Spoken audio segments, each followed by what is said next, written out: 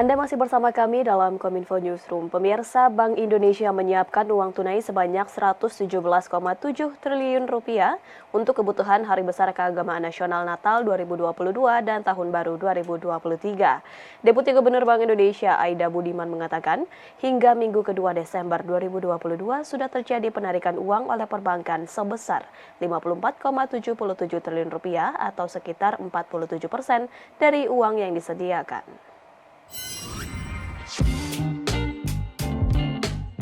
Untuk memenuhi kebutuhan uang tunai di masyarakat pada Hari Raya Natal dan Tahun Baru, Bank Indonesia menyiapkan uang tunai sebanyak 117,7 triliun rupiah. Peredaran uang tunai tersebut ialah bentuk antisipasi Bank Indonesia untuk mengakomodasi meningkatnya mobilitas masyarakat serta perkiraan belanja pemerintah dan bantuan sosial tunai. Deputi Gubernur Bank Indonesia Aida Budiman dalam pengumuman hasil rapat Dewan Gubernur menyatakan, sampai dengan minggu kedua bulan Desember 2022 sudah terjadi penarikan uang tunai oleh perbankan sebesar 54,77 triliun rupiah atau sekitar 47% dari uang yang disediakan. Lebih lanjut, Aida menyampaikan saat ini Bank Indonesia terus berupaya memenuhi kebutuhan uang rupiah bagi masyarakat selama periode Nataru 2023. Hal tersebut dilakukan dengan melakukan berbagai kesiapan melalui 3K, yakni kesiapan jumlah dan pecahan uang yang diperlukan, kesiapan akses bagi masyarakat khususnya Bank Indonesia, dan kesiapan dari perbankan dan penyelenggara jasa pengolahan uang rupiah. Untuk kesiapan akses bagi masyarakat, ini Bank Indonesia melakukan 3 hal. Yang pertama adalah layanan kas kepada perbankan di seluruh kantor perwakilan Bank Indonesia. Yang kedua, layanan kas juga kepada masyarakat di seluruh kantor perwakilan Bank Indonesia, termasuk kami mengadakan kas keliling retail 55 kali sebanyak 47 titik layanan. Dan kemudian yang ketiga, secara khusus juga dilakukan monitoring pelaksanaannya di daerah yang melakukan perayaan Nataru di kantong-kantongnya dan juga destinasi wisata. Kemudian yang ketiga, kesiapan daripada perbankan maupun JP Pur ini kita lakukan dengan memastikan koordinasi dan kerjasama, termasuk memastikan ketersediaan uang di mesin ATM dan di CRM. Bank Indonesia resmi menaikkan suku bunga acuan BI 7-Day Reverse Repo Rate sebesar 25 BPS menjadi 5,5%. Keputusan tersebut diumumkan dalam rapat Dewan Gubernur Bank Indonesia pada 22 Desember 2022.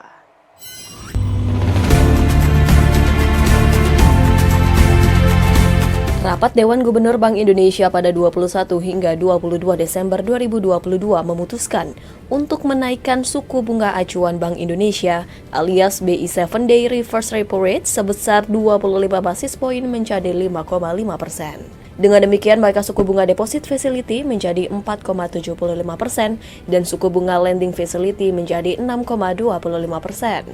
Gubernur Bank Indonesia Peri Warjio mengungkapkan, kenaikan suku bunga ini merupakan langkah yang dilakukan pemerintah untuk mengikuti keputusan Bank Sentral Amerika Serikat. Selain itu, dalam rangka menekan laju inflasi yang masih cukup tinggi di Indonesia, Gubernur Bank Indonesia Peri menjelaskan Bank Indonesia akan terus memastikan adanya penurunan ekspektasi inflasi yang dapat tetap terjaga dalam kisaran 2 hingga 4%. Oleh karena itu, perlunya memperkuat koordinasi kebijakan dengan berbagai pihak, mulai dari pemerintah pusat, pemerintah daerah, dan mitra strategis, salah satunya melalui program Gerakan Nasional Pengendalian Inflasi Pangan di berbagai daerah.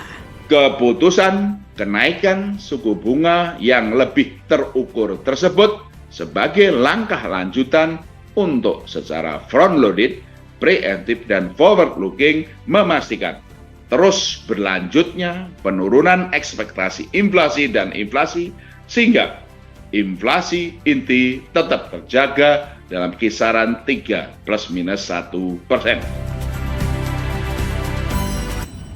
Bank Indonesia menilai jika terlaksana pencabutan pemberlakuan pembatasan kegiatan masyarakat akan berdampak positif kepada perekonomian nasional. Gubernur Bank Indonesia Peri Warjio mengatakan, dengan berakhirnya masa PPKM maka mobilitas masyarakat akan kembali normal sehingga akan meningkatkan pertumbuhan konsumsi, terutama konsumsi pemerintah.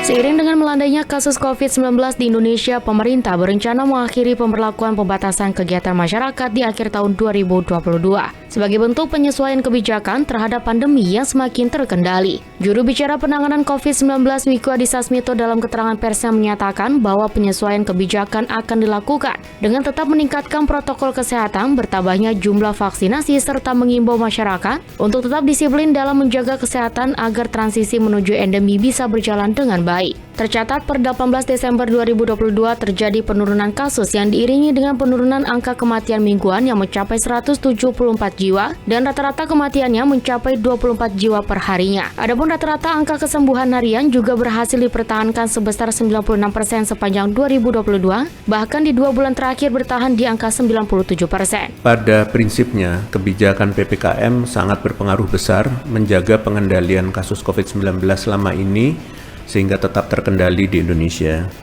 Penyesuaian akan dilakukan dengan tetap mementingkan protokol kesehatan, vaksinasi, surveillance, serta komunikasi publik kepada masyarakat demi meningkatkan dan menjaga herd immunity tetap tinggi menjadi hal utama yang harus terus dilakukan oleh seluruh lembaga dan masyarakat.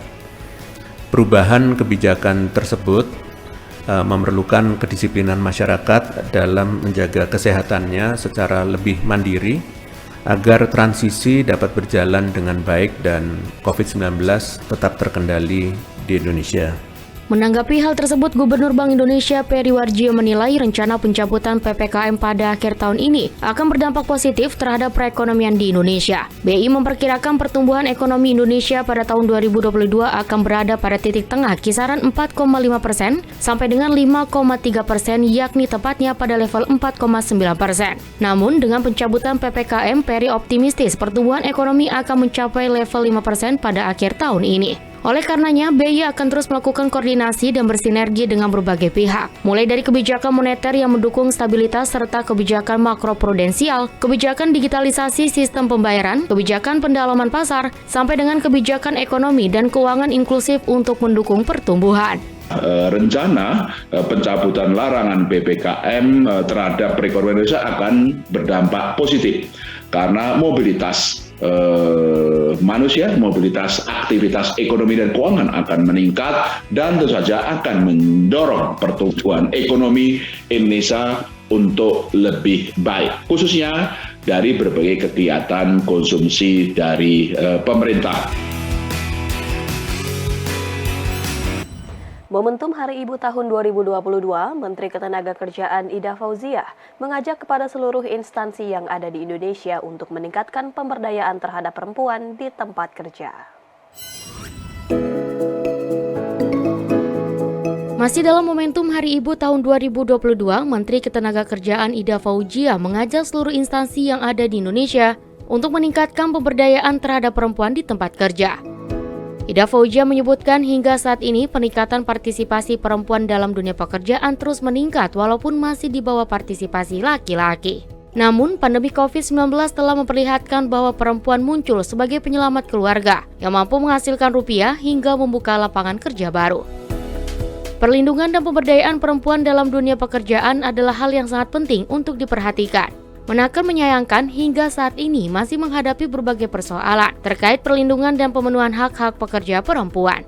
Berbagai cara dapat dilakukan seperti menghilangkan diskriminasi terhadap perempuan di tempat kerja serta meningkatkan pemberdayaan pekerja perempuan. Di momen peringatan Hari Ibu tahun 2022 ini, Ida Fauziah mengajak semua pihak untuk lebih memperhatikan perlindungan bagi pekerja perempuan agar perempuan tetap dapat berkontribusi terhadap pemulihan ekonomi di masa pandemi COVID-19.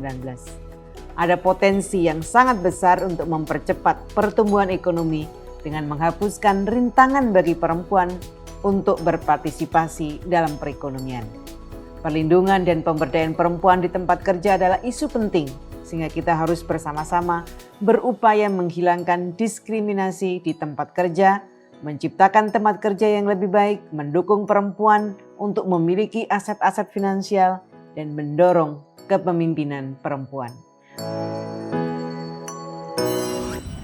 Pemirsa, usai jeda akan ada segmen dialog restoratif justice bersama dengan rekan kami, Mona Azharenisak, sesaat lagi.